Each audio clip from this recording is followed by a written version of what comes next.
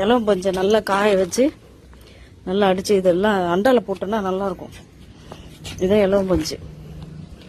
நல்லா காய வச்சுட்டு நம்ம எடுத்து திரும்ப இது மாதிரி ஒரு கவர் தச்சு திரும்ப போட்டுக்கணும். கண்டிப்பாக வந்து இப்படி நல்லா வெயிலில் காய வச்சு எடுத்துக்கணும், பெட்டாக இருந்தாலும் எதாக இருந்தாலும்.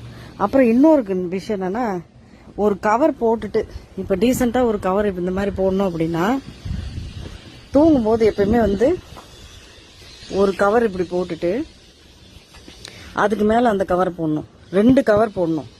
அப்போ தான் நம்ம வேர்வை அப்படி எல்லாமே வந்து நல்லாகும். 2 கவர் போட்டு தான் கண்டிப்பாக வந்து தூங்கணும்.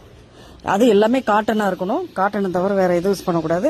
இப்படி ஏதாவது திக்காக துணி கிடச்சா கூட நீங்கள் பஞ்சை காய வச்சுட்டு, இலவம் பஞ்சை காய வச்சுட்டு திரும்ப இப்படி போட்டுக்கலாம்.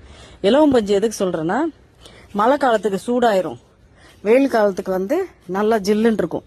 அதனால் இலவம் பஞ்சு தான் வந்து நல்லது. டேண்ட்ரஃபு தலையில் வந்து பொடுகெல்லாம் வராமல் இருக்கிறதுக்கு மெயின் தடுக்கிறது வந்து இந்த மாதிரி சுத்தமாக வச்சுக்கணும். முதல்ல இந்த மாதிரி பெட்டை வந்து பெரிய பெட்டாக இருக்குது அப்படின்னா கூட நம்ம என்ன பண்ணலாம், இந்த மாதிரி சின்ன பெட்டு அது மாதிரி வாங்கி எப்பயுமே மாற்றிக்கிட்டோம்னா காய போடுறதுக்கு ஈஸியாகட்டும்.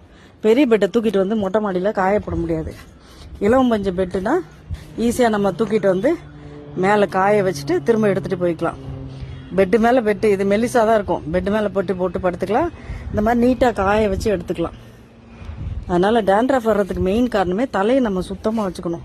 வேர்வை அதிகமாக இருக்கிறதுனால இதில் எல்லாம் வடுவடுவாயிரும். அதனால் இதை மாற்றிடணும். கண்டிப்பாக வந்து வருஷத்துக்கு ஒரு தடவை இதை மாற்றிட்டு அதெல்லாம் கட் பண்ணி எடுத்துட்டு காய வச்சுட்டு திரும்ப இப்படி இதெல்லாம் நானே தச்ச